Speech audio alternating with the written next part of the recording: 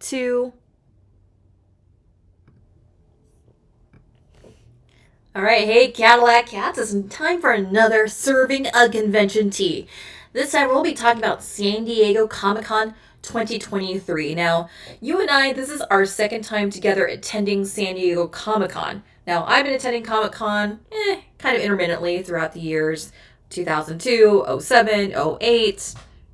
Came back for special edition, and it's been a very interesting experience. Well, about us, we usually do the anime con scene. We kind of been dipping in and out of the Comic Con scene, but you know what? Comic Con was asking like, "Hey, we need panels. You're the anime people. Want to do an anime panel?"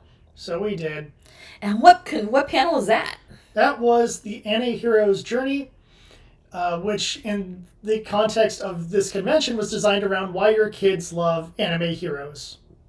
Indeed. So for this edition of Convention Tea, we're just going to talk about our experience of all 4 days at San Diego Comic Con 2023. If this is your first time checking us out, Scarlet Rhapsody, just a little bit about us. I've started Scarlet Rhapsody reporting conventions since about the early 2000s. I got this website all set up in my dorm, in my university, to just kind of like, hey, I want to just make a website just showing off my cosplay photos, showing off convention photos, telling you about my experience at the convention. And now, 20 years later, I'm very excited to tell y'all that I'm actually writing a book about this called The Fangirl Diaries. So we've been doing this for like about 20 years. Again, most of our experience is within the anime scene, but we do dip into the Comic-Con and non-anime scene. Like, we've done some video game events, right? Yeah, we've done some video game events. We've done a few Comic-Con things. I'm not sure how many of them made it into the podcast form. Well, I don't know. All of them made it in the podcast format. I think all of them have. The old show. And then just me personally, I began with comic book type events and eventually found out, oh, they do this for anime cons? Nice.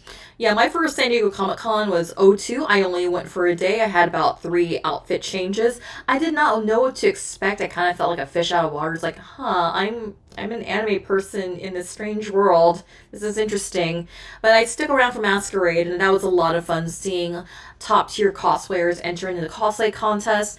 And this year, because Comic Con fell on a very special weekend, we had some secret cosplay plans. Jay, tell us about our cosplay plans as pictured here. So, for those who don't know, 2 movies that became the number 1 and number 2 in the box office for 2 weeks running as of now is Barbie and Oppenheimer, which then led to memes online of Barbenheimer, the combined movie, or double feature, depending on how you want to view that.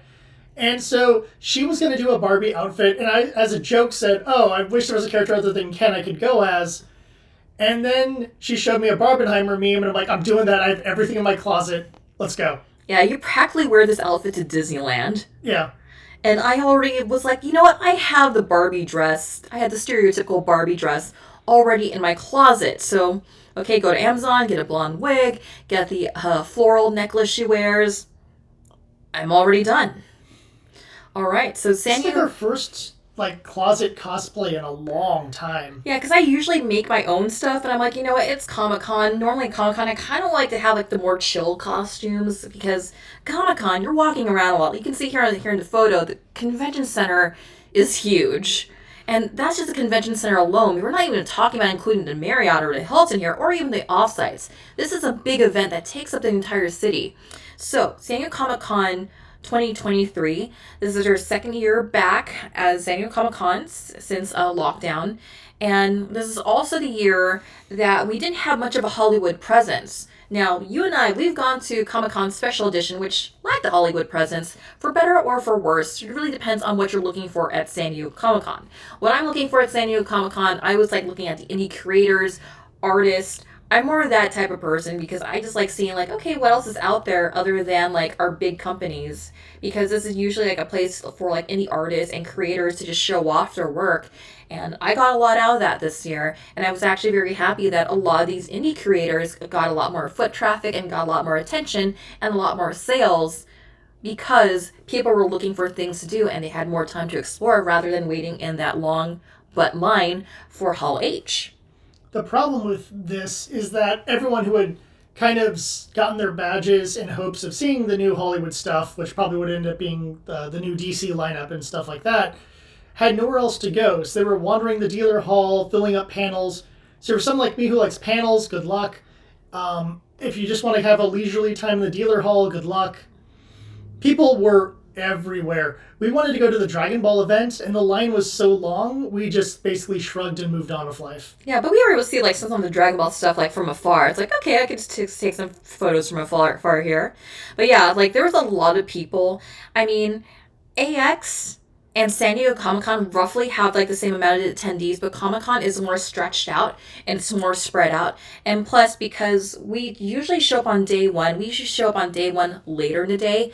Comic Con opens their doors at 9 a.m., whereas AX, they kind of open the doors at noon. So you have all these lines and mobs of people just trying to like just get in, whereas Comic Con, they already open up their doors at 9 a.m. And if you go for preview night, which is Wednesday, you already have like a lot of people just going into the dealer's hall and getting the things they want. In fact, I found it funny that a Taylor Swift Golden Book sold out Wednesday night, preview night, and you still had like a lot of Star Wars and Spider-Man and Hero Golden Books all still on the shelves, but the Taylor Swift one sold out, and that just amused me.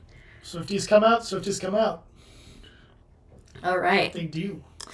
Yeah, so San Diego Comic Con, we did mention like Barbenheimer was one of our cosplay plans, but we also mentioned like, yeah, we just kind of want to keep it low key. We want to keep it chill because, like I said, San Diego Comic Con is a huge event, and you also want to stay comfortable too.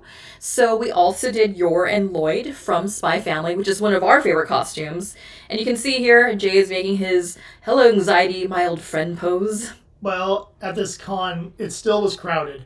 Don't go thinking the lack of Hollywood made this uncrowded. I will continuously bring up how crowded this was. And if you're not a crowd person, you're not going to have fun.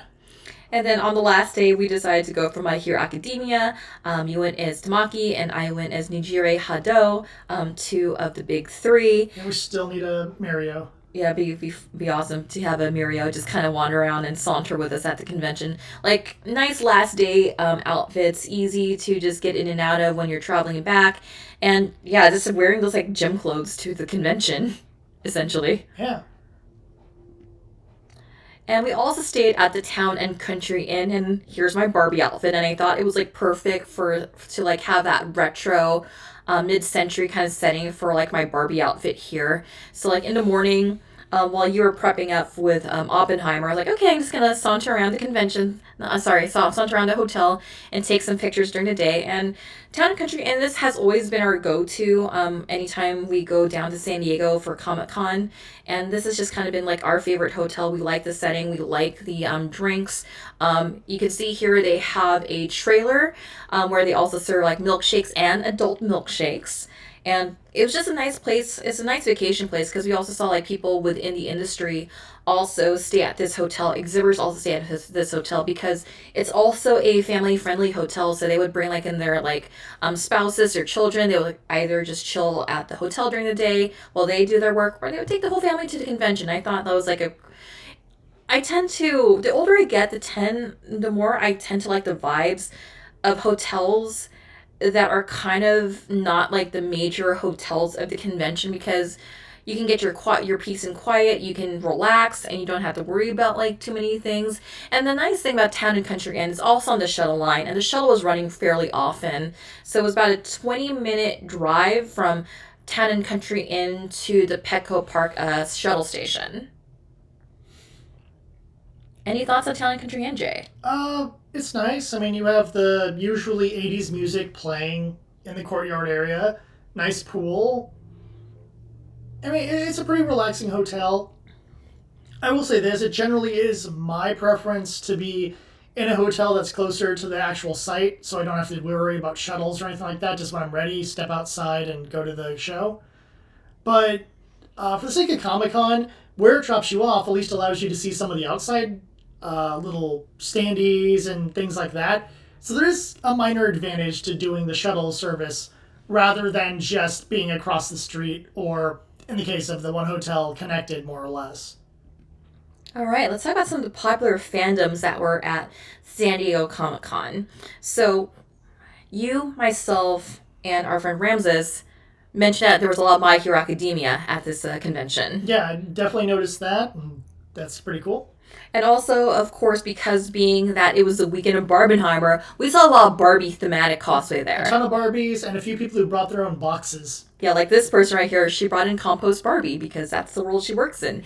And I also spotted someone who wore the same exact Vixen outfit for Barbie. It's like, oh, hey, we're twins. Awesome.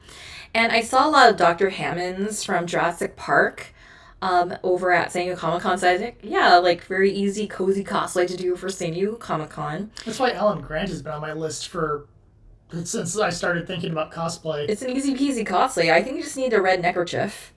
I need a blue shirt. I don't think I have the right color blue shirt. Yeah, we can like just dig around to get the right color And blue technically, shirt. it is a cowboy hat, so I don't have the cowboy hat either. And this It's guy supposed here- to be based off of that one archaeologist who always wears a cowboy hat. Gotcha. Of course, we saw your usual Demon Slayers. We also saw your usual Demon Slayer, Spy Family. But I was asking Saw a ton myself, of Spy Family people. yeah, and I was like, well, is this our bias because we're costuming from Spy Family, so that's what our brains are registering at the moment? So I'm like, It was nice to see like a lot of families because at the I saw a lot of families go as Spy Family. They went as Yor, Lloyd, Anya, and I thought that was really cute. And if they had like a friend of theirs, they had them like go as Frankie. So I thought that was just really cute, just seeing like a lot of Spy Family cosplays. And I guess I saw Becky Comic-Con. once or twice too. I saw Becky and Jerk guy from Damien. school. Yeah. Yeah, Becky's and Damien's occasionally happen too if you have multiple kids or friends or whatever. Yeah, and another thing I always like to point out at San Diego Comic-Con or like any other Comic-Con we go to are like what I refer to as flashback fandom. It's just like, whoa, I remember that. So you had Granny from the Looney Tunes. That made my heart go like happy noises. Yeah, like, oh, she has a Sylvester plush and a Tweety plush. And then you also have like Gremlins over here in the center. It's like, wow, like I remember this from childhood. And I've actually found out that like the first movie was shot at the Universal Backlot over at the Hill Valley Tower. Yep, and put a little bit of the whatever street that is that they could just do up and look like kind of a small town New York. And then you also have the Last Unicorn here. It's like, well, this takes me back. I found it interesting when you see a lot of the kind of... This is one of the few cons, I should say, where you can find a lot of those little things where someone's like, oh, me and my friends are going to go as like 80s movie characters or 70s movie characters. And I really appreciate that. It makes me happy, like, when I see people, like, just represent nostalgic fandoms. Like, yeah, you do you. I love seeing these. And, yeah, I just tell people, like, cosplay from what you love. It doesn't matter if people aren't going to recognize it, because the one person who will recognize it will worship you forever. Mm-hmm. All right, before we get into day one of the convention, let's talk about some of our sponsors and our supporters. So, our two icons here, these were commissioned by Mirarosol. Please definitely look them up on X, I guess it's now being called. It feels so weird to say it. This is their X contact information, so you can go ahead and follow them on X. It still feels weird saying that, but anyway, besides the point. They are an amazing artist. If you just want something commissioned by them, whether it's a background, whether it's an avatar, profile photo, they're on it. And they're one of my favorite people to work with. So weird saying X. Mm-hmm. All right, so day one, stuff off the shuttle after Larry kind of gave us a tour of San Diego as we were stuck in traffic. And as we were walking from Petco to get our badges, was one of the first off-sites we see here. We see the pizza truck from the upcoming Turtles movie, I think it is. Yeah, that whole Ninja Turtles display thing, it didn't seem particularly popular amongst the passersby. People were just passing by because I thought, I was like, oh, wait, is it like the classic pizza truck, like from the original? Because we always see like the classic pizza truck. Who was the sponsor of that one? Domino's? Sponsoring the original movie? I forgot. I think it was Domino's. It's towards Domino's. So they just call him the pizza guy, I think. But Or was it Pizza Dude? pizza dude. Because I remember my brother and I, anytime like Pizza Hut came by, it's like, yeah, it's a Pizza Dude. Because I don't think they said a specific brand in movie, but I believe there was some sort of tie-in with a specific brand back in 1990, 91, whenever. No, that was the Burbs that called him the Pizza Dude. That was the Burbs, yeah. So it's what the one guy said. Don't worry, I called the pizza dude. It's the Yeah, that's Burbs. why my brother and I just Also, called a him movie Pizza shot at the Universal backlot. But they call him something like that. But I don't think they specifically state a brand of pizza in the movie. But anywho, just moving on, they also have that. It's a 70s show display over I there. thought this was kind of clever. You got the car, the station wagon car that's from the show. You got the exterior of the house. Learning that the show's 25 years old kind of makes you go, God, I feel ancient. No, we are ancestors, Jay. That doesn't make me any less ancient. Well, people will have to make offerings at your altar. They really should. I like cake and booze. How about limited edition Gunpla? And limited edition Gunpla. Please leave those at his altar. Yeah. But that being said, it was kind of cool seeing the whole background there. I don't know anyone who's really going to be going, oh my gosh, let me go home and grab my That 70s Show cosplay. But if you want a picture of the car and a picture of the basketball hoop and all that stuff, it's there. So I did appreciate stuff like that. Probably more so than the Ninja Turtles one, weirdly enough. Mainly because that movie looks pretty bad. But the 70s Show, there's a lot of people that's nostalgic for. I only watched the first couple seasons because I'm not a big sitcom person, but I appreciated it being there. Yeah, and also just passing by the gas lamp district, and which is as crowded as ever because a lot of the offsites will be found in the gas lamp district, and this area gets pretty crowded. As the way I would describe San Diego Comic-Con, I mentioned this in just some of my previous reports, that it's like St. Patrick's Day but nerds. Everyone is a nerd at the gas lamp district during Comic-Con weekend, so it has the St. Patrick's Day but nerd kind of vibe. Except for more pickpockets and panhandlers. That too. And also, this is registration, and I noticed that registration just seemed to go by pretty quick because you had about 45 attendants here catering to registration versus Anime Expo, which only had 10 attendants for badge pickup. So it looked like on the regular side, things were running very smoothly and efficiently.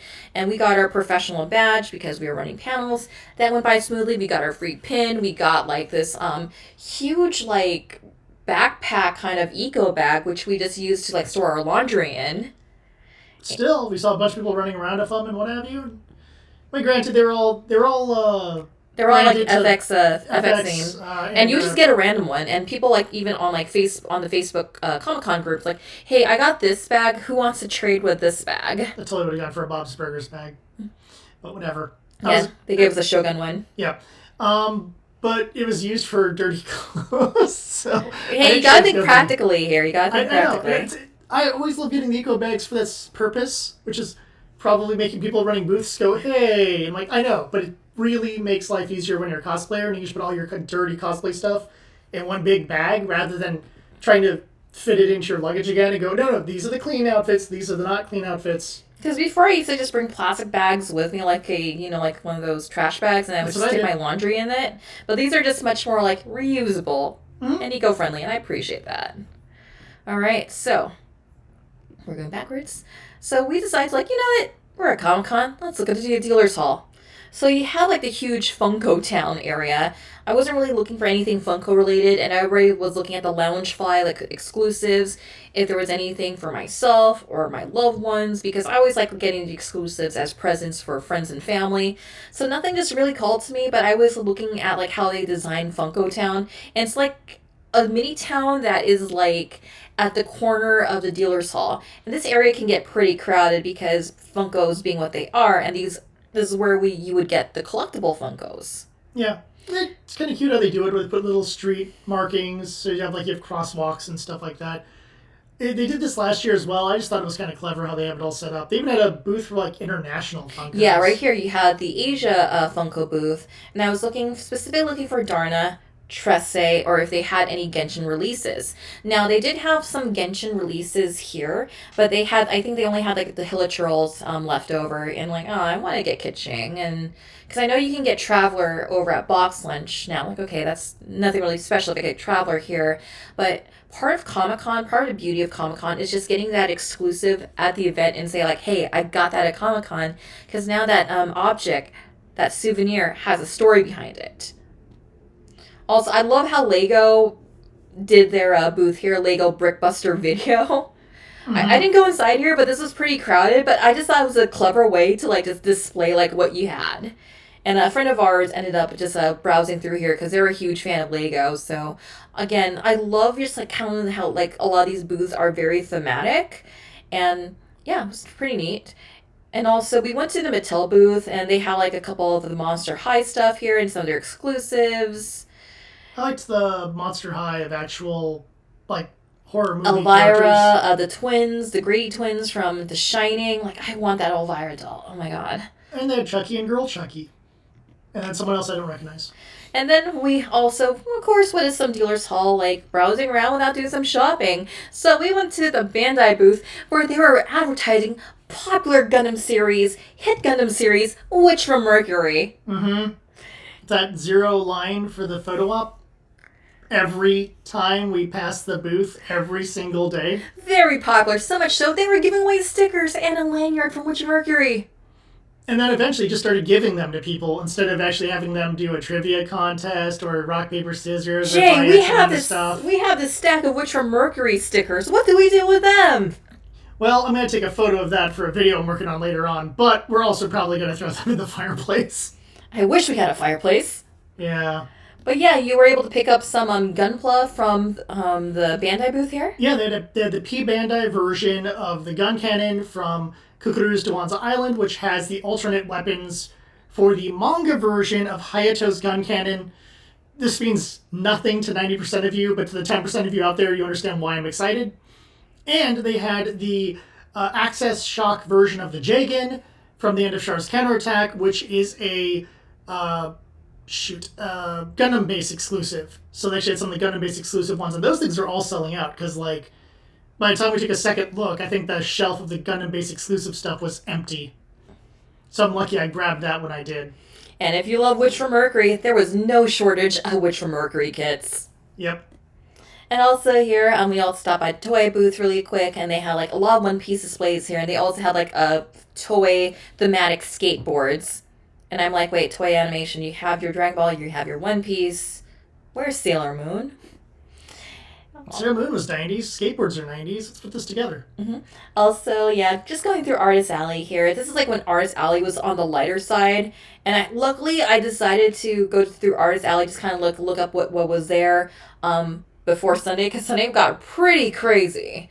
So with Artist Alley, you had like a lot of comic artists here. You also had like people that are very much known on online. You had Karen Hallian. I loved her artwork. If you've probably seen one of her works. Basically, she does a She series, so it's like a portraiture of like a famous person, and there is a descriptive word for them. I own the Asian American version of that. It used to hang on my office, and I was also very happy to see some of my Boston artist friends out there, because they like, oh yeah, I remember you from Anime Boston, and you guys have the Genshin pins I really like.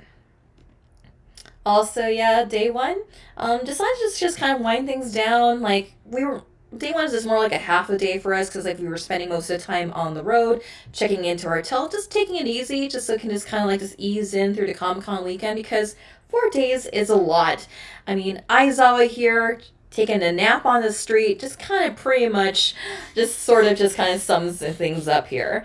So, day one, we decided, like, let's go grab dinner at the Marriott Marquis. And it was really nice because we didn't have to wait too long, because the wait staff recognized who we were. Like, yeah, you're Charlotte Rhapsody, right? Like, yeah, come this way. And like, wow, I was quite... The weirdest moment. I was like, yeah, you still do this convention stuff? Yeah, of course. Like, I still cosplay, I still do this and that. And it was just such a surreal moment when, like, the wait staff, the person who's sitting here, like, you're Charlotte Rhapsody, come right this way. I'm like, whoa. Now, compare that with San Diego Comic-Con 2008, when my buddy and I, we were waiting for a seat at this one place. Like, okay, so we're going to have to wait 2 hours for this, and we'll probably have to settle for, like, convention center food. Like, and then, like, here's, like, oh, yeah, Charlotte Rhapsody, come right in. Like, appreciated that. And I think we just winded down the rest of the night at Hashira Oasis, my favorite convention tradition at San Diego Comic-Con. Hashira Oasis is where you dress up from Demon Slayer, preferably as one of the Hashira, and you have drinks at the hotel. Yep. And these are just photos of us just as Demon Slayer characters, just having nightcaps to just wrap up day one over at Hashira Oasis. No, really, it's just an excuse for us to just kind of just have drinks in cosplay and just call our event Hashira Oasis. The inside joke here is Town and Country. They host an event called Tiki Oasis, And basically they have so we just decided to do our own thing. Like, okay, let's just have just some fancy, just have some fancy drinks, and just have some fancy drinks and just have some Hush Oasis. Last year was fun because as I sat in the chair, I'm just listening to. I'm not the person who always eavesdrops, but some people are a little too loud that you cannot avoid doing it. And I was just kind of getting chuckles out of the crazy stuff they were yelling about. And this year we found a quieter place where I could just relax because day one was really busy, as we've just told you. All right, let's move on to day 2 of San Diego Comic-Con. All right, I'm going backwards again. All right, and before we move on, you can definitely use our discount Cadillac Cats for 10% off your order at multitasky.com. Multitasky.com, they sell office products just like this light ring that I use for self-shooting here at the Biltmore Hotel. And because we're going to be talking about our Barbenheimer Day, this exact hotel, they actually shot some scenes from Oppenheimer at this hotel. And this is just one of my favorite places to do self-shoots at conventions. I always stay at this hotel for Anime Expo, and when I need to just do a self shoot here because it is a far away hotel, I don't want to trouble any photographers going here. I just take out my light ring here and I start shooting, start taking photos of myself, making some TikToks of myself. A Taylor Swift video was actually filmed at this hotel, and I decided to recreate that video cosplaying as Miyaka from Fushigi Yugi because I am that insane. Got a blank space, and I'll write your name. So, day 2, let's talk about the Cat Cafe. So, as is tradition, anytime we're in San Diego, whether it's for this con or other events, we stop by the San Diego Cat Cafe. They're a wonderful organization that rescues cats. You can get yourself a drink or a snack and spend about 30 or 40 minutes, whatever it is, with the cats. Yeah, about an hour with the cats, and even though we were running a little bit late, we ended up taking an Uber from our hotel to the Cat Cafe, and we decided to just dress up all Barbenheimer and just hang out with our cat friends here. This is a tradition we do every year, so anytime we report about San Diego Comic-Con, it's almost a guarantee that we'll be talking about the San Diego Cat Cafe. I mean, it's an amazing organization. They're the first cat cafe in the United States, and they have had over hundreds of adoptions, and we wish we could take one of these guys home. We really bonded with. Who did we bond with the most, Jay? The 2 sisters, Juliet and what was the other one? See, now I seem like a jerk. Well, we had the names here. We had Juliet, and I think it was Winnie or something. Yeah, that sounds about right. It was this snowshoe cat and a calico cat. They were sisters, and if you get one, you have to get both. And one of them was just super chill, and I was petting. It was Juliet, and then at one point, Winnie just came down from the highest tower possible. Cat tree thing. Came by, kind of gave us a look, and then kind of sauntered a bit, and then went right back up the tree. And so I'm like, oh, this is the sign. I need to take the sisters home. Although I'm sure I just find one of them up in places where I just go, how? Just how? And then the other one would just be asleep next to my desk, and I'd just be petting her while I was working. All right, so we decided to after the Cat Cafe, we went to a couple of off-sites. They had what was the Armored Core thing? The little Armored Core thing, yeah, where you have to do little questions and stuff like that. I'm a fan of the older games, so that actually would have been a fun thing to do, but I just didn't want to deal with the line of people. And it didn't seem like there was much you got out of doing it. There was maybe a pin or something, which just, And they weren't, as I heard, they were not actually demoing the game, so, it would just be a whole, hey, here's a knick-knack for going through this versus, being able to get a shot at the game or something like that. Okay. And then we also went to the Tekken Party. It was there was a Tekken Rager celebrating Tekken 8. Here they had a bunch of standees and stuff like that for you to pose with. And they also had the cosplay team right here. And they had the game available if you wanted to give it a shot. And they also had G Fuel, or G-Fuel. Yep, which we ended up taking for a different video. And we also checked out the Peanuts booth where they were promoting the Beagle Scouts animated series on Paramount Plus. And you and I were Knott's Berry Farm people. We could kind of maybe get some merch over at Knott's, but it was just kind of cool to check out because... That was Apple TV. Oh yeah, that's right, Apple TV. My bad! No, because like early in the day they had that Paramount Plus Pet Cemetery thing, like right at the Cat Cafe, and then they had the and now they have the Apple TV Plus thing over at the Snoopy gallery here. Yeah. This is cute because every year there's some sort of different Snoopy themed gallery. Last year was Franklin. This year was the Beagle Scouts. Always some unique merch, although a lot of it was already kind of sold out by the time we got there. And that's day two, so that tells you how fast And this is things will the sell morning out. of day two, by the Yeah. way. But really cute, that little thing you could do to get like little, not merit badges, but little stamp card, stamp rally thing if you do different things there. We didn't partake in that, but because it looked like that was more for like kids. But it was really cute and fun, and little clips they showed of the cartoon looks adorable. All right. And then we wandered back into the dealer's hall because, like, okay, like, not too many panels going on. It's like, yeah, let's just kind of just saunter through the dealer's hall, see the other half of it. Went over to the Mattel booth again, saw their wrestling figures, and as a couple costume Barbenheimer, I was very disappointed by the lack of exclusive Barbie at the Mattel booth. Come on, Mattel, this is your year. The movie just came out. You think You would think they would have advantage merch. of that? Yeah. You would think they would like have like I made this complaint last year. I'm like, yeah, where's all your Barbies? And now you have like the movie out, and it's kicking so much butt right now. It's currently at 350 million for domestic. I mean, just a background of the Dream House or something would have had an infinite line. Yeah, if you even had like more photo ops, because clearly like there's a lot of people taking the selfies of the Barbie box at cinemas, like having like a diorama of the A-frame Dream House, or like when I was in Las Vegas, they had like a diorama, the waiting room, when you would wait to go into the Barbie museum was done up after like her first like house flat thing. It wasn't really a dollhouse. It was more like a thing you just kind of pop up open like, and they now here's Barbie's Doll room? Yeah, like, here's Barbie's like studio flat type thing. So yeah, the fact that they didn't take advantage of that is just a major missed opportunity. Even if the movie didn't do well, it still would be in the zeitgeist at the moment, as shown by all the people who cosplayed from Barbie that weekend. Especially on this day. And then we passed by Crunchyroll. They had the Jujutsu Kaisen experience, kind of like a circle vision type thing. If you step into this bouncy happy fun ball. And we Do also not mock Happy Fun Ball.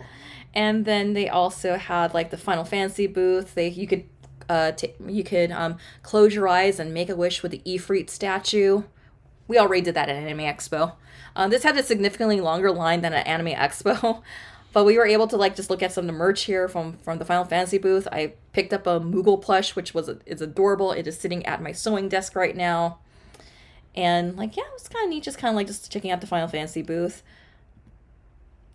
Yeah, day two, we also decided to just take a look around on the tabletop zone, and I believe it was, what dice company was it? Kraken Dice. Kraken Dice. Yeah, Kraken Dice, like they were doing like a cornhole type thing. Like if you got the thing in the hole, you can get a free D20.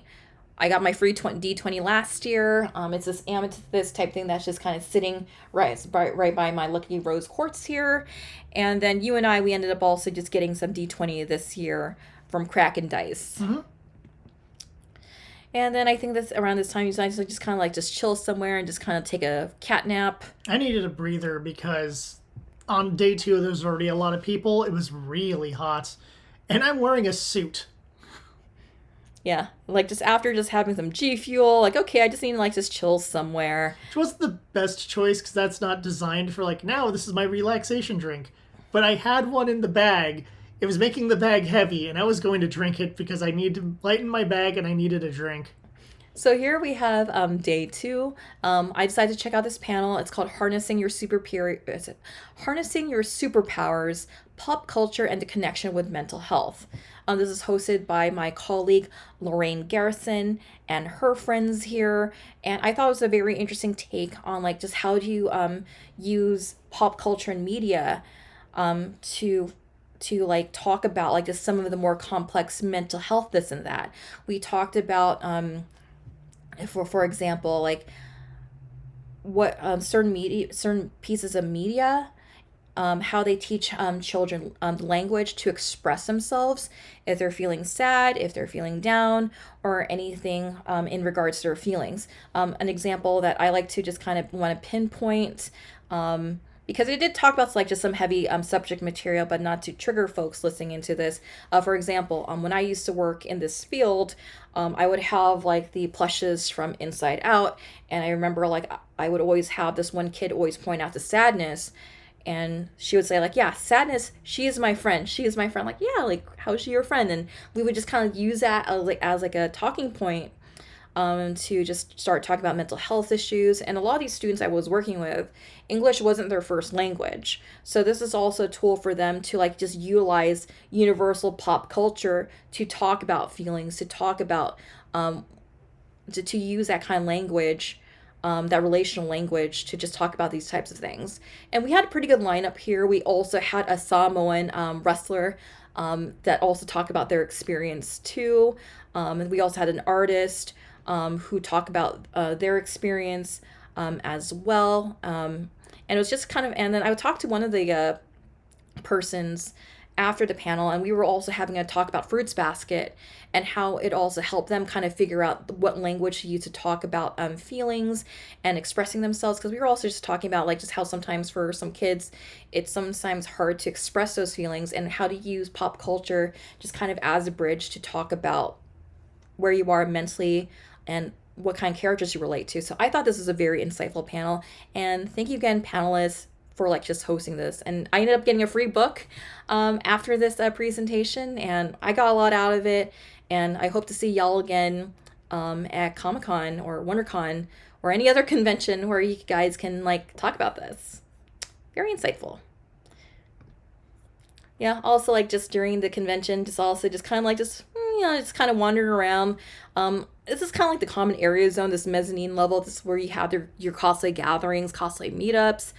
We didn't really do any cosplay meetups this year. We knew that there was a Barbie meetup on Friday morning, but we were over at the Cat Cafe at that while that was going on, because otherwise like we would have been down for it, but like reservations, but Barbie or cats, And then we ran into this group that did like the classic Barbie outfits. You had like Pixar Ken here, Animal Lovin' Ken. You have Weird Barbie, classic 1959 Barbie, and you also have the Barbies from the movie here too. All right, that pretty much wraps up day 2. Jay, tell us about the Magic Candle Company. The Magic Candle Company is where you can get your favorite theme park scents.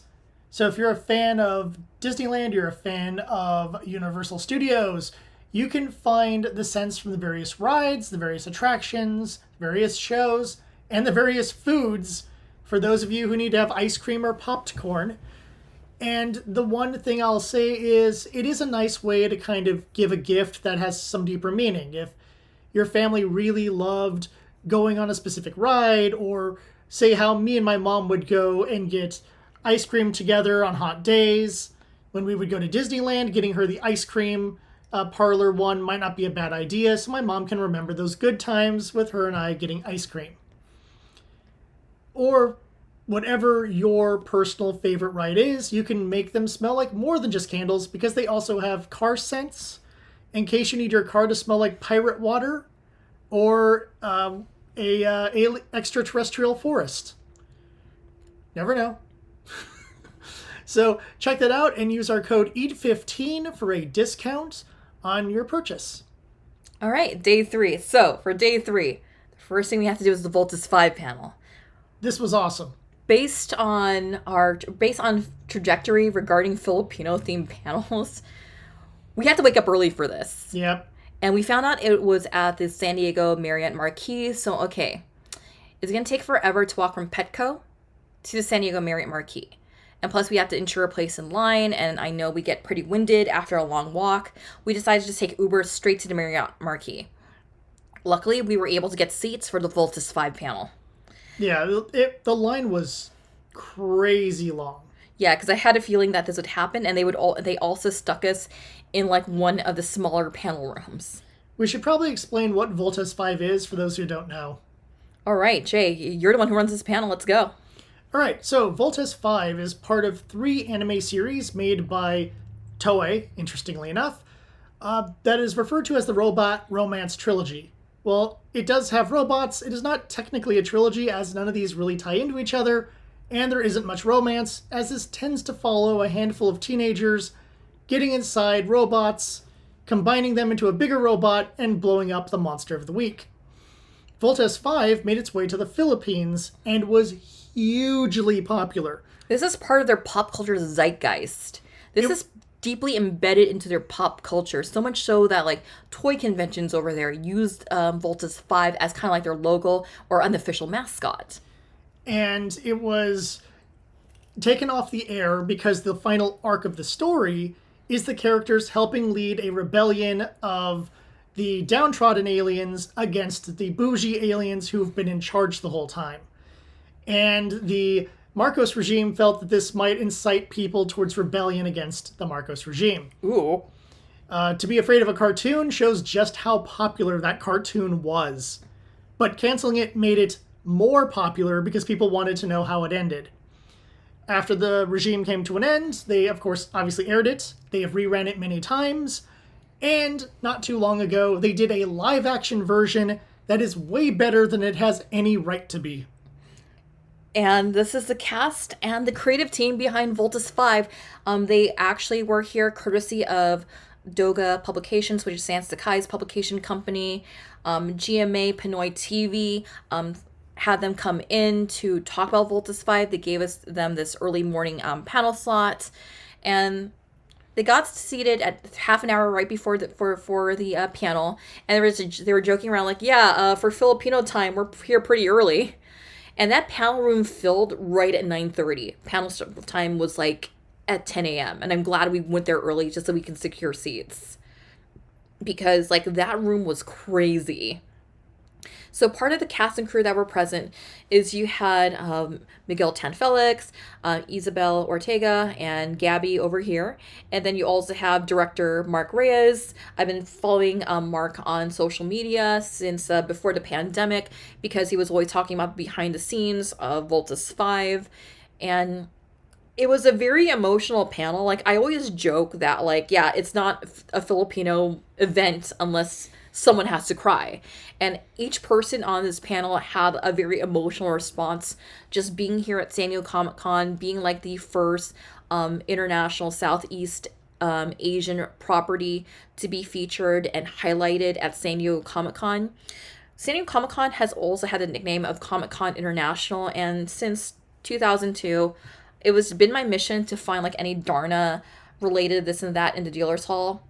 Found none, except for a few Funko Pops, but now Darna is a Filipino superhero TV series / movie series. Mm-hmm. And it is and awesome. Comic book as well, actually. And it just made me happy just seeing that. So follow me on this. A Filipino property based off a Japanese IP is here at Comic-Con. And it's like, I don't know, like, I also felt very emotional with the cast too. Like, yeah, I really feel y'all, and just them just talking about their adventures in San Diego, just being here, it was just like just amazing. Jay, what were your thoughts on the panel? I thought it was pretty good. One of the things that really helped me is because the first episode is a fine intro, and then we kind of do the flashback, which is way later in the original series. And I was kind of like, why are we doing the flashback now? I want to see the robot punch the monster. And when they talked about stuff of the behind the scenes things, issues with one of the younger actors who could only be there, during set times, and issues of the pandemic and what have you, suddenly it kind of started to make sense for me, where I'm like, okay, so you rearranged the story a little bit. You moved things around so you could get your shooting schedules to work in a way that allowed you to finish the show. And because of that, I'm like, okay, I kind of appreciate the show more now because I understand why we did things a certain way rather than the way I would have preferred them being done, because I'm tuning in to see Voltes 5 fight the monster and use its cool, weapons and stuff like that. And when you're like, all right, they're going to have a big battle and, flashback. Yeah, I also just another aesthetic piece. I also like during the weekend how the cast also decided to wear the costumes of their characters, and even here they're also wearing just low key versions of the characters' outfits. Yep, you could tell that the actors and even the production staff, but especially the actors, had a huge amount of passion for the series. This wasn't one of those yeah, this is just my job, and then after this, I'm doing a telenovela. You know, it's like, oh my gosh, this was a huge part of my childhood. I'm so grateful to be here. You know, probably can't have a season two because I guess they actually do go to the conclusion of the story. But how hyped everyone kind of was, and you know, Tosho Daimos made its way to the Philippines as well. And I'm not saying we need a Tosho Daimos live action, but Here's out Mark Reyes. Here's out Mark. Oh, hi, Mark. We have a pitch for you. Wing people would look pretty awesome in live action, especially if you decorated their wings to be all like shiny and stuff. Just saying. Plus, I would get no end to laughter because one of the characters is named Erica, and that would just be funny to me for some reason. Yeah, for some reason. Anywho, you got to talk to Mark Reyes, the director, after the panel. You got to tell him about Make Mine Mecha. Yeah, it was cool talking to the director, just telling him about my panel and how when we heard about the show, we talked about it on the panel, and now we're glad to having seen some of the show, and you know, just seeing how good it turned out just kind of blew our minds. And then after the panel, like, of course, it's very Filipino it's not so subtle to like just whoop your cameras out and just create like a huge like photo shoot here. It's because like these cast members were just like mobbed with photos, and you had like the San Diego Comic Con like, okay guys, GTFL already, and like the Philippines like, nah, we're staying here, bahala na. Yep. And like, okay, bahala na on my end too, because I'm gonna take some photos. It was just me like standing off to the side going, okay, I'm not even gonna try to pass this mob. I'll just hang out. But yeah, like, it just goes to show you just how passionate Filipinos are when they see, like, a Filipino production here and present. And it was just, and, like, also when Gabby posted his Instagram post and just kind of, like, just seeing us in the back, you can clearly see us in the background, just kind of, like, just waving in his selfie. And that being posted to GMA Pinoy TV's socials, being shown off on the GMA Pinoy TV news broadcast. I had to show that to my parents, like, hey, I'm on GMA Pinoy TV. But yeah, here's the selfie here that was posted online. And yeah, you can see Yor and Lloyd right here. Yeah, sorry we didn't have time to do Voltes 5 costumes. We would have, but like, I hope y'all love Spy Family. And speaking of panels, this is also just was my panel day too. So I ended up checking out the Hollow panel.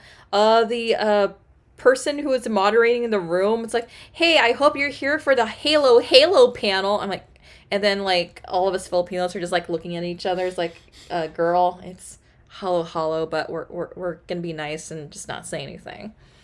You attempted to get into the Hasbro G.I. Joe panel. Yeah. Basically, because they weren't clearing the room, and the panel afterwards was the Totoro anniversary, there was a lot of panel sitters just waiting for the Totoro anniversary. So a lot of us toy people just had to be told, well, you can leave.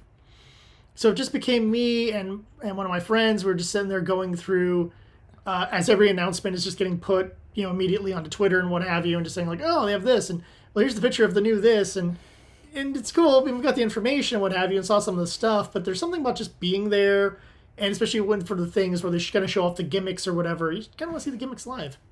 Indeed. And it was very interesting that you were at just kind of like just looking at Twitter while that was happening, because right before the Hollow panel, there was like an independent toy panel, and they were just talking about like just getting certain licenses for the Prisoner to put all these toys out there. And the Hollow panel, just to kind of like just put things in perspective, it's a spotlight on Filipinos in the comics world. And then I was just sitting with my buddy Joe, who's at the center here, like, hey, there's a toy panel here, wondering if we can get some if you could just talk to them like as they're leaving, so you can also just do some product tie-ins with your comics. So like I thought it's just sitting in the toy panel, just how, like, yeah, like, you gotta think about packaging and presentation. Like, yeah, I kind of wish Rams and Jay were here to see this, because this is a very interesting discussion. That would have been an interesting one to join. Yeah, but I didn't know that there was, like, a how to, like, indie toy creator panel right before it, and I thought that was pretty interesting. But anywho, the Hollow panel, again, focus on Filipinos in comics. So this was moderated by Marienda. I believe I met her husband and her kid at a party like maybe 2 years ago when I was cosplaying as Tresse. She and her husband were cosplaying as Scarlet Witch and Dude Vision Guy. I don't know. Vision guy? His name's the Vision. I'm not familiar with Marvel. I'm an anime person. Anyway, You said part of his name in the course of saying the name. any hoot. I'm more of an anime person, so shoot me. Anyway, Yada yada. so we had the creator of Lumpia here. He talked about the history of the Lumpia indie film and how that has created, his words, not mine, a deep fried universe. So basically, a lot of the characters that you see in the Lumpia movies are getting like their own comics, and it's really like fostering like this Filipino creative community just all coming together and to create like these different adventures of all these characters in this cult classic. I love one of the characters, Gemini. I bought one of her comics at San Diego Comic Con, and I bought the first issue at WonderCon.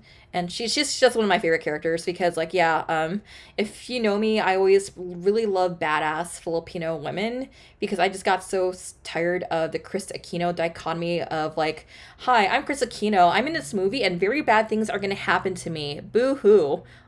Yeah, don't look up Chris Aquino movies because it's all the triggers and she's not that good. Anywho, and then also in the center, also here you have Bayani, who's also working on his comics, and he talked about the perspective and how like every Filipino has like a different perspective where in the world they live in. A Filipino in New York is going to have a different perspective than say a Filipino in Daly City, a Filipino in Las Vegas, a Filipino in Wales. So we were just kind of like just talking about just the nuances of all of that. And I thought that was a very interesting perspective he brought up. And then, of course, you have my buddy Joe up here, head of Diwata Comics. Yeah, been reading of a couple of their works lately. Been a follower since day one. Definitely check them out.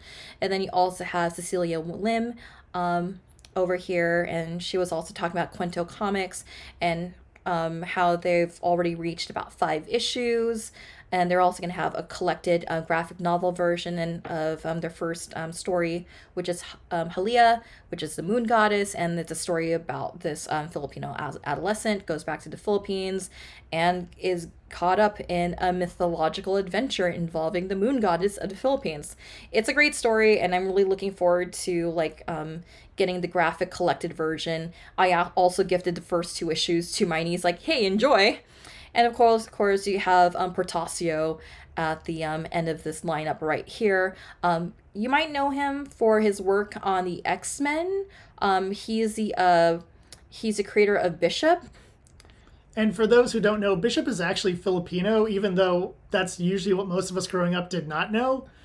Because he doesn't really, run around saying his ethnicity. He runs around kicking some butt. So honestly, I think that's the better choice. But learning that was always kind of a cool factoid in my book. And Portasio was talking about like his recent run of Stone, which is like his own thing, which I really I'm very curious to check out. I couldn't find him in the dealer's hall, but I am curious to read it. So Stone is based off his friend who had passed not too long ago, and it sounded like they were like an action star in the Philippines, kind of on the same lines as like say Eddie Garcia or a Fernando Poe Jr. And like he's part of this action film franchise, and he realizes he is that character that he is playing. And when a horse person, or in Tagalog mythology we call a tikbalong, shows up at the Shoe Mart shoe source and challenges him to a fight, that's when the ish gets real. So like, oh, I want to read this. It sounds like that could be a lot of fun. Anyway, I thought this was a very insightful panel. It gave me some things to look forward to. It gave me some more booths to check out, because I actually did stop by the Lumpia booth to get the new issue of Gemini and also Bayani's graphic novel as well. So really enjoyed this panel. I thought there was like a lot of valuable information here. And again, one of the reasons why I go to Comic-Con is just to support these indie creators and just kind of like just have more things to read on my plate. Also, like we said before, just wandering through the dealer's hall, you run into a lot of Spy Family people, especially of all days when we're cosplaying for Spy Family.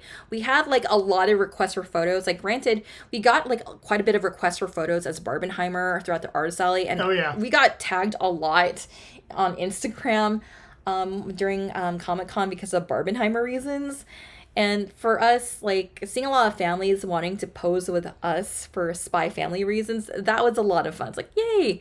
And just kind of like just seeing families just kind of attend Comic Con together. That was also pretty wholesome to them all cosplaying together.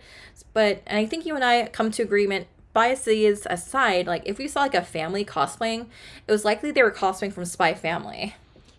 Yes, I'd have difficulty thinking of other groupings. I'm sure there were other Because sometimes I'll groupings, see like a Chainsaw Man family, sometimes I'll see a Demon Slayer I've seen a lot of family. Demon Slayer families, but I don't know if at this con per se, but in general, I've seen a lot of Demon Slayer families. I mean, I'll see Demon Slayer families more often at, say, an anime con, but Yes. like over here, like I saw like a lot of Spy Family families. Yeah, it's just cute. And also, we ran our panel. How did that go? I think it went pretty awesome. Yeah, it was an interesting panel to do, explaining kind of the hero's journey or how I interpret it for an anime type setup, because obviously we're looking at Western versus Eastern kind of storytelling methodologies. And we went through a lot of different series, just kind of explaining how the character, how their behaviors, how their story makes them the different types of main heroic archetypes. And the audience seemed to really like it as well. We got people coming up to us afterwards saying, oh, do you have recommendations? Because my stepdaughter is into this and I just want to know this or that. Or my granddaughter really likes anime and I just kind of want to bond with her. And it was really cool. It's like the thing we wanted to achieve, we actually achieved, which blows my mind because that almost never happens.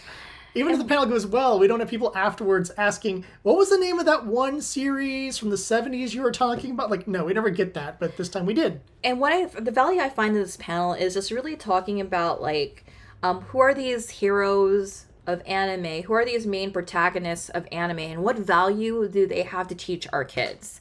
What values are your kids getting from these characters, and how do they differentiate from Western media? And that was like one of the things I really like talking about in this panel. And like I was saying, like in a lot of our episodes of Convention Tea, like if we had to be the anime people at Comic-Con, yeah, let's be the anime JRPG nerds at Comic-Con talking about this stuff, because I'm okay with that. Oh yeah, I'll love being typecast in that zone. Yeah, I have no problem with that because, like I said, anime, manga is more of my wheelhouse, to be honest. I mean, like, I like comics, but I'm like, but if you're gonna ask me to, like, hey, we need you to do a lecture on Sailor Moon in 10 minutes, like, I'm on it. Let's go. Yeah, also, just winded down day 3, ended up going back to the hotel. Also, it was Masquerade night, so as we were walking from our panel room, we saw people lining up for Masquerade. And here are cosplayers from the musical 6. These are King Henry's ex-wives. Yeah, don't lose your head over it. Anywho, so before we go on to day 4, Convention Tea is brought to you by YeMacSweater.com. You can use our code YEMAC-Dame Asmol to get 40% off over at YeMacSweater.com. I love YeMacSweater.com because it has a lot of cozy fashion. They got cardigans.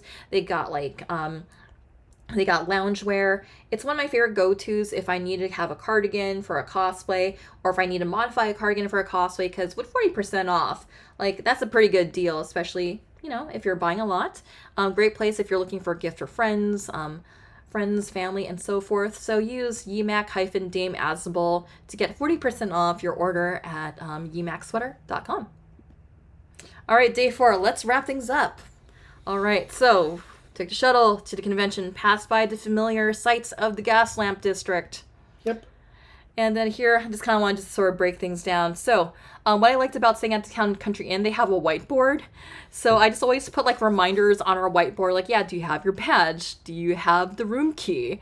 Do you have your phone? A song in your heart?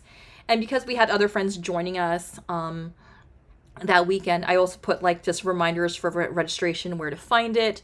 And you also have it here, like my friends started drawing like on the whiteboard here, because like, oh hey, we have a whiteboard, we can draw on it.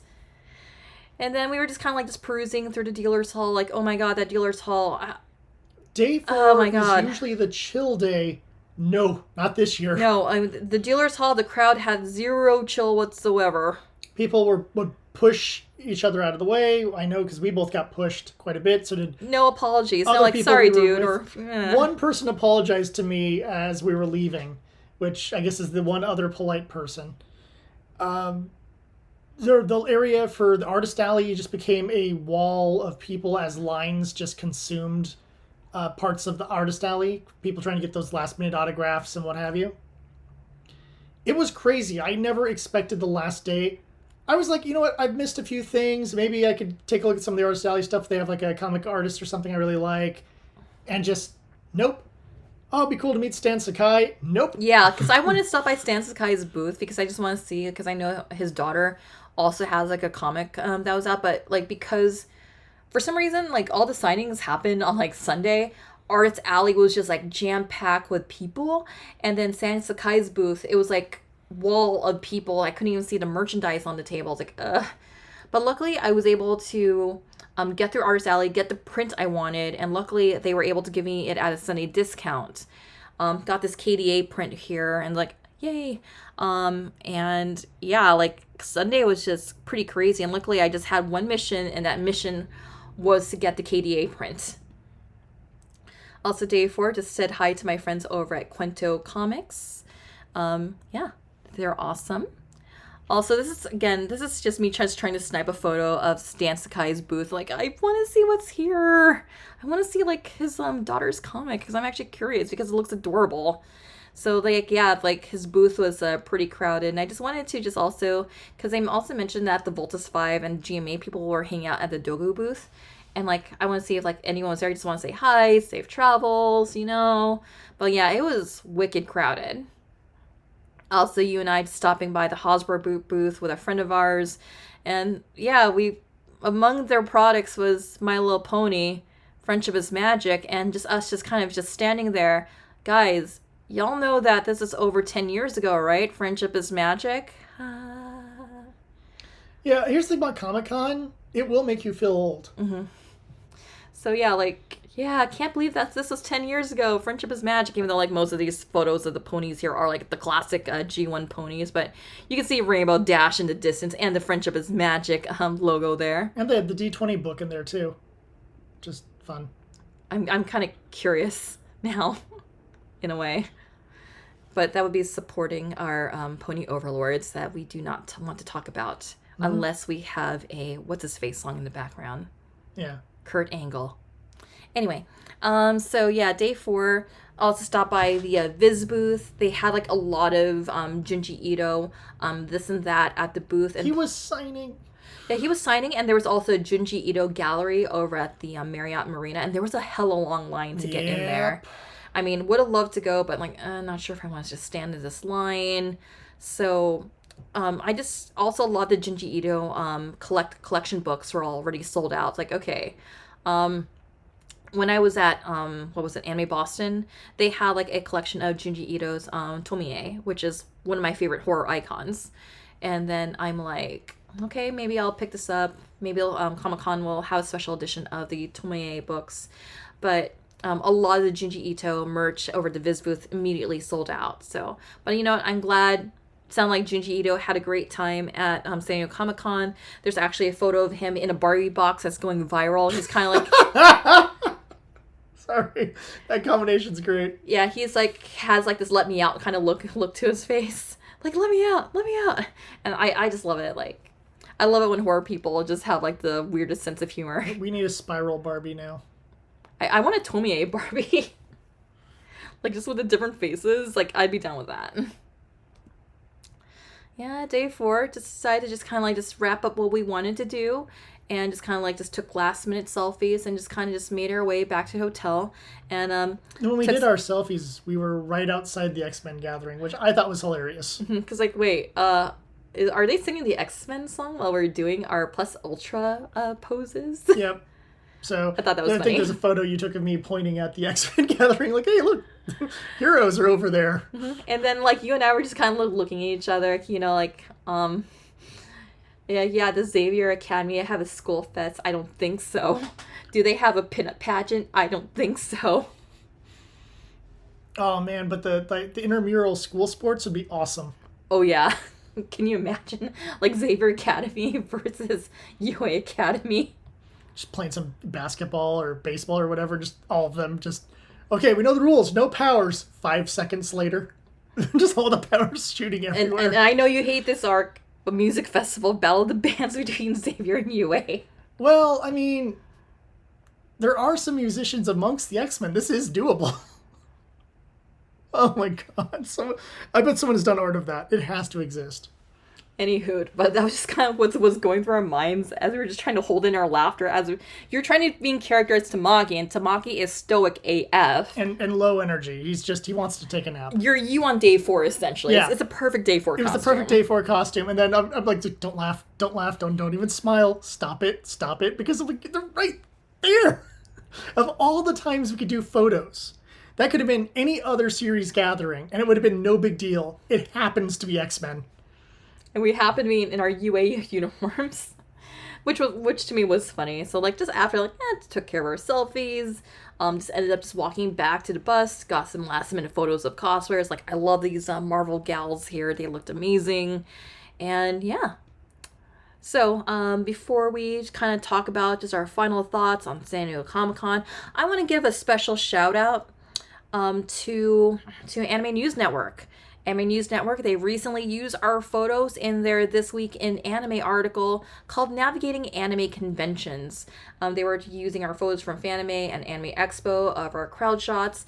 Anytime y'all just need us for like any stories or like any insight on convention going, convention culture, anytime you need us, Anime News Network, we got you. All right, let's talk about the constructive criticism first. And that's us, like, just taking our selfies, My Hero Academia selfies. So what's some constructive criticism do we have for San Diego Comic-Con other than people, please say, excuse me, sorry about that if you accidentally run into someone. Or slam your backpack into their face. I would say, and I don't know if this is I think this is constructive criticism, keep Hollywood out. I think this really pushing like the indie side of things, whether it's indie comics, indie video games, or indie movies, I think it's a really cool thing to do. I think bringing the comic back to Comic-Con is a really great thing. And honestly, I think there's a lot of room here to make this a really interesting pop culture convention that doesn't get overshadowed because, they have the actors from that movie that's going to be coming out next summer. Instead, we actually have, people who mean something, because even though we complained about some of those artists getting, clogging up Artist Alley with the lines for autographs on day 4. I'm happy they're getting attention. If we had an autograph line for, insert popular actor, they would have gotten nobody. Or not nobody, but very few people would have shown up. And I don't like that. I think when the Hollywood stuff started really coming to Comic-Con, and I watched the old G4 coverage, I was like, man, I am so happy I'm not there. I would lose my mind. I'm trying to deal with these people, and all I want to do is meet, artists from my childhood or writers from my childhood. And instead, I'm going to run into a wall of people there because of the new Twilight or Harry Potter or whatever. And that just didn't make it seem like it would be fun for me. And this year, issues with like the crowding, sure, but in general, this is kind of more of what I would have wanted over a, we got to show off the new movies for next year thing that just kind of overshadows everything else. And so I liked that. Even like, Bandai Namco coming out and showing some video game stuff, I think was really cool. I would like to see some more video game stuff here, not just from them, but from other major companies. Like how we got some Square Enix stuff. And it would have been cool to see stuff from maybe some indie developers or things like that. I think that could have been cool too. Not that this needs to become a video game con, just if we're talking about things I would like to see, things that I think would improve the general vibe of the event, I think those things for sure help over the Hollywood movie stuff that ends up overshadowing everything else, and everyone at the comic booths, everyone at the indie whatever booths are just sitting there twiddling their thumbs because everyone else is off doing something else. In terms of constructive criticism, I actually like, just kind of picking back off of you, Jay, I really like the vibe of Comic-Con Special Edition, where it was mainly focused on creators and mainly just focused on, like, even just like the B side, like the side of the industry you don't really think about. I got to meet the stunt team behind Shang-Chi, and just talking to the guy who played Death Dealer, who did like a lot of the fight choreography. That was pretty cool, and we got some neat FaceTime too. It was funny because he thought I was Aquafina, because like I was cosplaying as Katie that day. But in terms of constructive criticism, I actually did like the vibe this year, and a lot of my critiques are things that the convention cannot control. Like I said, like, yeah, it'd be nice if people were nicer if they ran into people. Gaslamp District is always going to be overwhelming to me, and yeah, it's not my favorite place in the world because of panhandlers, pickpocketers, and I think you actually told a guy to F off when they were trying to, like, rip us off on something. Yep. Which I do appreciate. It was reflex. I wasn't even thinking about it. After we were walking on, I'm like, wait, did I just do that? Yes, high five. I mean, I love the Cat Cafe. Like, I mean, that's not going to change. I know, like, our friends, they wanted to go to the Jujutsu Kaisen boba party, but they said, like, yeah, it was, like, way, way, way off-site. So, yeah, there are things, I just kind of feel like, yeah, of course, like, anytime a Comic-Con ends, like, yeah, there's more things I want to do. I heard there was a Haunted Mansion pop-up where it's, like, a pop-up that's based off the Haunted Mansion, and there's, like, sets where you can take some Haunted Mansion selfies. I didn't know about that until, like, the day of. Like, had I known about that, I would have made a reservation, but a lot of times with Comic-Con, you don't really know the schedule until, like, almost, like, 2 weeks before the con, and by then, a lot of the off-sites are already, like, booked out solid, because you and I, when we went to the Cat Cafe, they said, like, all of Friday was booked out solid, so a lot of it is, like, okay, it's kind of a gamble. Do I want to make reservations now so I can keep things secure, or do I wait till the schedule comes out? A friend of ours ended up doing Hero High Tea, which was something I wanted to do. And she had mentioned, like, yeah, like, it was a lot of fun. I really enjoyed it. And, like, yeah, it would have been nice to do Hero High Tea. But the sacrifice of doing Hero High Tea, like, for example, like, on our Barbenheimer day, we wouldn't have the opportunity to, like, go around Artist Alley and artists, like, taking photos of us under the Barbenheimer tag to get our cosplays, like, noticed and stuff. I mean, not that cosplay is, like, a thing for us, but, like, we just wanted to just be a walk around meme around the con on Friday. Constructive criticism. I did check out the Dolphy event really quick. Yeah, they had a Dolphy event. I keep forgetting they have a Dolphy event. Do we have any other constructive criticism for San Diego Comic-Con? Honestly, it's fairly well run. Would have been nice to have a few more water things anywhere. I just appreciate they had water things, period. And I do appreciate that San Diego Comic-Con is, like, the one con this year where we ran panels that actually gave us water. Yeah. So yeah, Fanime Anime Expo, take notice, because, like, your panelists need water when they're talking. They had, like, a few little water zones here and there and in panel rooms and what have you. So a little more would have been nice, but other than that, I don't know what else I can really add. People are going to be people, and the layout is pretty good. It's just large, so you got to kind of plan ahead. You got to plot out your day. You got to plot out what are your rest stops, because I think that the other thing that people forget about Comic-Con, like what you had mentioned earlier, is, like, yeah, plan, like, time to rest, whether it's either at the con suite, finding, like, a tuffet to just kind of, like, just chill for a bit. I know one of our favorite tuffets is that mezzanine area where they have, like, the SCA battles and stuff. We didn't get to see that this year, but that's usually our go-to place, like, for lunch. But, like, it's a little bit too warm outside. Like, just to go over into Pro Lounge to have our lunch. Yeah. Not much constructive criticism, but here's a photo of Optimus Prime's butt. Yeah, that was right where the bus would drop us off. And we were like, hey, it's a Transformer butt. And we just point that out anytime we stepped off the bus, like, hey, Autobots, roll out. All right, final thoughts on this year's San Diego Comic-Con. Let's start with you, Jay. I have mixed feelings. On the one hand, like I said, I'm not a big fan of overly crowded events. That being said, I got to stop by the one booth where Chris Gore was selling his documentary, and I got to meet Chris Gore and Albert Ng from Film Threat, which I've been following since the early 2000s. And it was really cool just kind of seeing them, getting a copy of that, And there's some cool moments you can have with that, like I said, with indie people, the various comic book people you stopped by and what have you. And I wish things had been less chaotic, so I could have explored a bit more, and not been in like a oh god, there's so many people mode, and been more in a hell, ooh, that looks cool mode.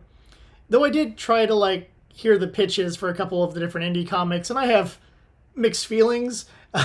Yeah, just hearing like one of them, because I was also in earshot of that guy too, who was pitching over to you, and I actually ended up just getting a free comic from him. I won't say what it is, but I wanted to give it a chance. Maybe this guy's just not good at pitching, but like I could not get through the first 5 pages. I'm sorry, I could not get through the first 5 pages. Yeah. So there's things like that. On the other hand, as a place to cosplay, it's actually, there's some cool places to take photos. I'll say that. Not that this should be your photo shoot con, but if you want to do quick photos, there's some cool looking locations. If you're a fan of like lesser known fandoms and want to cosplay from them, there's plenty of someone will recognize you. Someone is guaranteed to recognize you, and they will be your friend. Yes, and just some of the panels had some interesting concepts. Though getting in can be difficult because again, that whole foot traffic problem I've been talking about. And as always, the tabletop room is always busy, but it is an online sign up, which will go really, really fast. So just be aware of that as well. I'm not a huge fan of the online sign-up process myself, which is why I didn't even bring anything to the con, nor was I planning on doing tabletop at the con because I know how they do things. It's just, I don't know, I kind of like the ad hoc moment, show up and go, hey, we need one more player. I'm like, I got some character sheets, let's go. Yeah, I love the organic nature of that because I always have my Angora, my druid, ready to go whenever. So for me, I just kind of prefer it that way. One of these days I will do it. I really mean it this time. I will totally go and on day 0 say, okay, I'm signing up for day 3, 10 a.m. I have my character sheet and my dice ready to go. Let's do this. But I don't know why. I just kind of like the walking in and going, hey, are there any open slots for D&D? And they go, yeah, at 3 o'clock. Cool, sign me up. And just kind of doing that rather than... which is a weird thing to complain about because I'm complaining about it being too organized. But I like the layout of the convention center. After it takes a little while to get used to. Once you get used to it, you know exactly where you're going. There's a lot of positive here. If you don't like crowds, you're not going to enjoy the con. If Hollywood comes back, I'm not going to enjoy the con. So hopefully this will be the start of a new trend and a rebirth for San Diego Comic-Con. Because I think if we had slightly less people and we really pumped up some of the cool indie stuff, 80s and 90s nostalgia stuff, I think this could be one of the best events in the country. I really like this year's San Diego Comic-Con. I really like the fact we were able to run panels, and I was also really happy to also make connections like within the publishing industry, especially within my people. What I got out of Comic-Con this year was just really fostering those connections and just getting the support I need on my next steps of my career as a writer. As I mentioned before earlier in the show, I'm working on a book detailing and talking about finding identity through fandom, through cosplay, through conventions, in early Y2K fandom when this was all new before it went all mainstream. So just getting that support I needed from my people, from my peers, really meant the world to me at San Diego Comic-Con. So shout out to Dewada Comics, shout out to Quento Comics, and every single creative person I talked to at San Diego Comic-Con. Going into San Diego Comic-Con, I kind of felt like I wasn't really being supported by people I thought would support me, but getting in touch with people in the industry, having FaceTime with them, catching up with them, it really meant a lot to me. In 2008, getting back with the Hollywood issue, at the time, I was on a podcast with a friend of mine, and we were disappointed we could not get any Hollywood or A-lister type interviews. However, I said okay, let's kind of shift the direction of this. What is San Diego Comic-Con? San Diego Comic-Con is artists, creators. Let's go to that independent press section. Let's get a shit ton of interviews and let's go. And you know what? We did just that. And I'm actually very happy that I'm still in touch and I'm still seeing like one of the creators that we interviewed, Dan Cooney. He's still doing amazing work, and I'm looking forward to see what he comes up with next.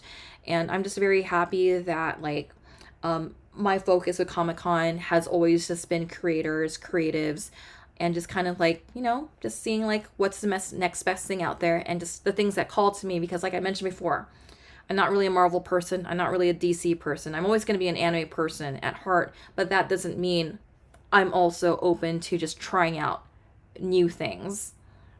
And I think Comic-Con, if you walk into the independent press section, you're going to find something out there for you. And with that said, really enjoyed this con this year. Really enjoyed spending it with friends that we have not gone to a convention all together in like the longest time, because lockdown just kind of almost seemed like a lifetime. And also, if you see here in the photo, we before departing, we ended up just grabbing some milkshakes before hitting the road back to Orange County. All right. Thank you again for tuning in to another edition of Convention Tea. The next con, for me, I'll be staffing at Southern California Idol Fest. Looking forward to helping out at that event. And we're probably looking into Anime Impulse in Anaheim, since it's up the street from us. And there's also Anime Marketplace, which is happening in downtown Los Angeles. So thank you again for supporting us, listening to us. A special shout out to Courtney Mosley.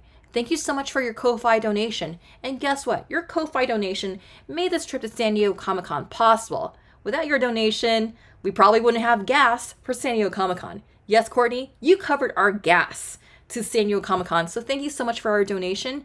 And if you want to go ahead and support us, check out our Ko-Fi. Who knows? Your next donation might help us with our gas money to the next convention, or, just cover for parking. You never know. And with that said, the convention is what you make of it. So make it a good one. And we'll see you at the con.